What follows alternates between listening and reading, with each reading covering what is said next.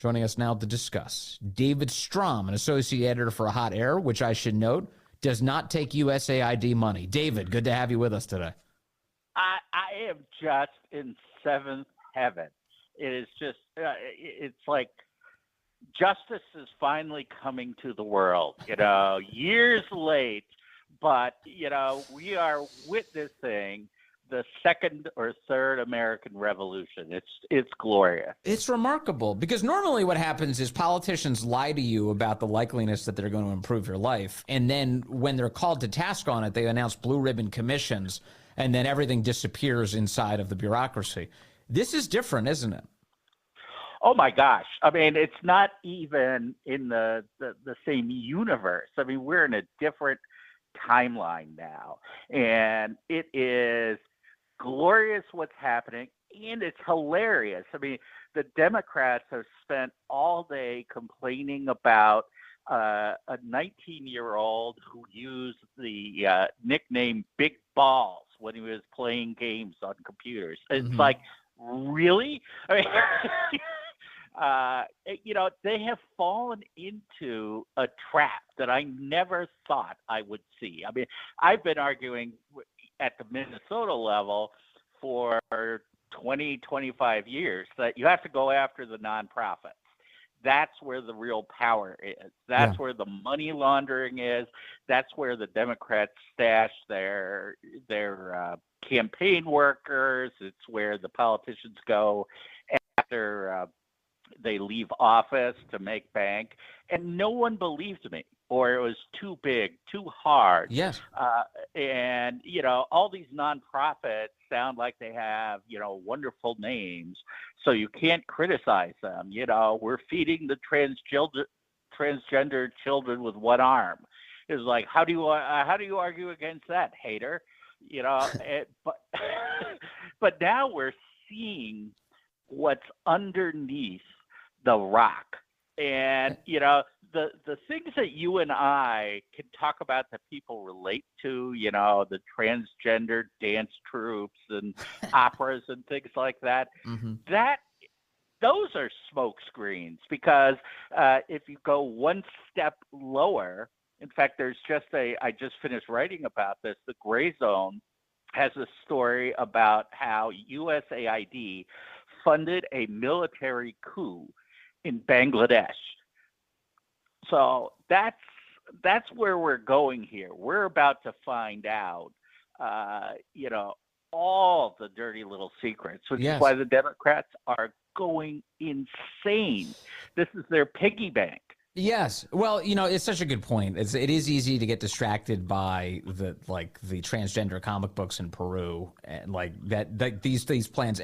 But in the end, when you really start digging into what does USAID do that's really destructive, the comic book almost seems like a pottery class. Like it's like almost nothing compared to the fact that USAID has very routinely been involved in regime change operations, in upsetting the stability of the planet far too frequently, and has been a front for the CIA and has been a jobs program for the American left. In fact, most of the money that's disseminated through the agency that almost nobody had ever talked about before would stay inside of Washington's orbit because it was being given to a bunch of lefties who were using it to enrich themselves. So this is, in many ways, it's kind of like a combination of all the worst things. It's a destructive program. It is demonic insofar as it advances these crazy gender things.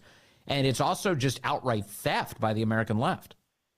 Yeah. And, one of the things, and I really want to do a deep dive into this, and there's not enough data, but it turns out that one of the NGOs that has gotten a lot of money from USAID is the Tides Foundation, which is the fiscal sponsor of BLM, and they're the fiscal sponsor of the Soros Prosecutors nonprofit. Right. And so this isn't just about regime change in other places. If you think that the 2020 riots had nothing to do with the deep state, you're naive. Because you could now look at the money trail, or at least the start of the money trail that comes back to the left-wing orbit in the United States. So I'm interested this week in the hysterical, emotionally incontinent Democrat reactions to this, where they stand outside of, again, a little-known agency, and they just go ballistic. They scream like their children are being murdered before our very eyes. And I'm wondering what that tells us, David Strom, because it seems to me that the average Democrat politician seems to know a lot about these agencies and their utility. Oh my gosh, yes. Well, you may have noticed that Chris Murphy is, senator from, I think, Connecticut, has been leading the charge. Well, he has been working with USAID on a lot of these things. So, I mean, I don't know that any money has flowed to him, but, he was deeply involved in this Bangladeshi coup, apparently. You should really go to the Gray Zone and read their report. It's scary. And, the Democrats' power base has always been, tied to a few pillars, one of which, and in some ways the largest of which, is the NGOs, the nonprofits, where 99.999% of people are Democrat activists. Then you've got the public employees unions, and one of the reasons why the blue cities are so deep blue is that they are dominated by state and local government workers. So, who can make up, up to like 30 or 40% of the electorate.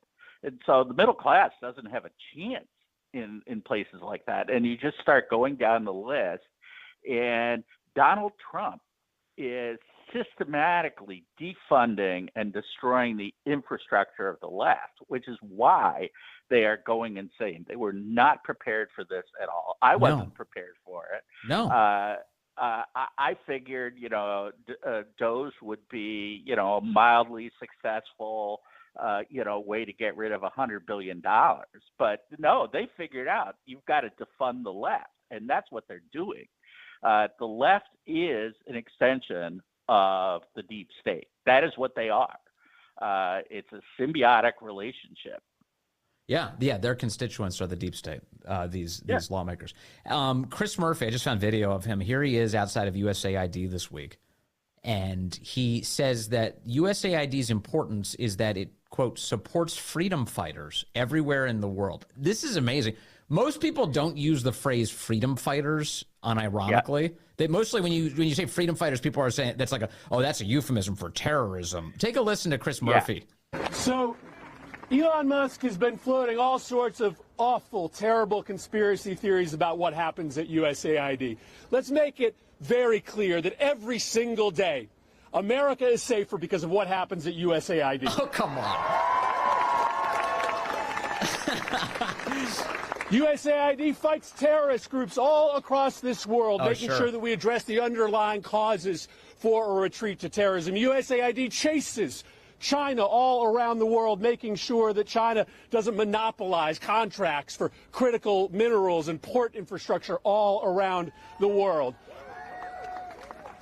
It supports freedom fighters everywhere in this world. Up until yesterday, delivering firewood, for instance, to the brave Ukrainian defenders on the Eastern Front. Oh, my goodness. Come on. Now, meanwhile, this USAID funding, am I wrong in thinking that it's ended up in the hands of places like the Taliban and Hamas? Oh, absolutely. In fact, I wrote a piece, I think it's been published, about how USAID gave $360 million to build a cement factory in Gaza. And now go take a look at all those Hamas tunnels. They're all made with concrete. And USAID pays for concrete for our own, and UNRWA as well. And so we subsidize that concrete factory that's churning out cement for Hamas tunnels. So those Hamas tunnels are there partly thanks to U.S. taxpayer dollars. We built the cement plant that provided all of that concrete for Hamas. And so the idea that USAID can get sold to the average person as delivering rice and beans to starving Africans. That's what most people think it does. Yeah. Okay, so let me make sure to emphasize the point that you just made. So, in other words, the United States is funding both sides of the war between Israel and Hamas. That absolutely our missiles are flying in and destroying our cement. In that conflict. Oh, absolutely. Our taxpayer dollars, and every time you look at a photograph of all those buildings destroyed in Gaza, it's not because Israel. I mean, Israel certainly has struck some of them with bombs, but for a lot of them, the ones that are just rubble, it's because there were tunnels built underneath them. And when you drop a bomb and you blow up those tunnels, everything above it collapses. Yeah. And so, we built the bombs, sold the bombs to destroy the tunnels that we helped build. And now you're looking at the destruction. And, I don't even begin to understand how evil all of this is. I mean, as demonic as I thought the left was, it's not even close. I feel like I was naive and one of the most cynical people I know. I mean, it's just, it's staggering. It is staggering. And going back to a point you made earlier, David Strom, I had a lot of hope for President Trump. I was really excited that he got reelected. I was eager to see him execute on this agenda. He's overperforming my expectations. I didn't expect this, and I'm really thrilled with it. Well, one of the reasons why I supported Ron DeSantis in the primary is I thought, well, this is a guy who knows government in a way that Donald Trump did not appear to know government in his first term. But what we've seen is he has done his homework. He spent 4 years plotting his comeback. And, this is the revenge tour on the systematic destruction of America by the left. And he's got a team of battle-hardened lieutenants all around him who are all executing on the same vision. It is something to behold. David Strom, always so good to talk to you. Always great to read your website, Hot Air. Nice to talk to you today, sir.